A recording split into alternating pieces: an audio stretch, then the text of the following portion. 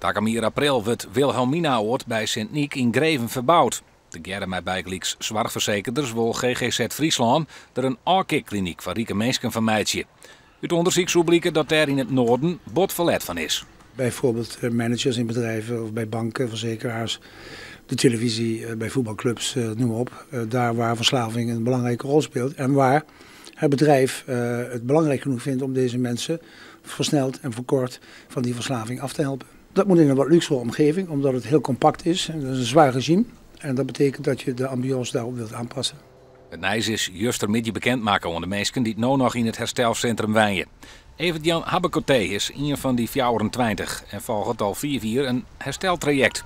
De nijkoers van Wilhelminaoord zwaar het nevens hem van grutte onrust. Slecht, zenuwachtig, waar moet ik heen? Ja? Wat is er voor mij? Welke hulp kan ik krijgen?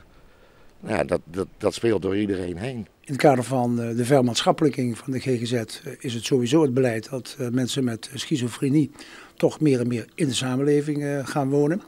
Dus we zullen met deze mensen individueel en heel zorgvuldig kijken hoe wij hun brengen naar een nieuwe huisvesting. Ik weet niet hoe ze 26 man in 1 keer onderbrengen ergens. Dat zou ik niet weten. Eigenlijk is het pand gebouwd door de Freuders IJsinga voor de minder bedeelde dames om hier te herstellen.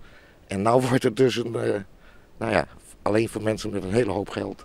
De GGZ weet van de historie van het gebouw, maar houdt er geen rekening mee in haar plan te moderniseren.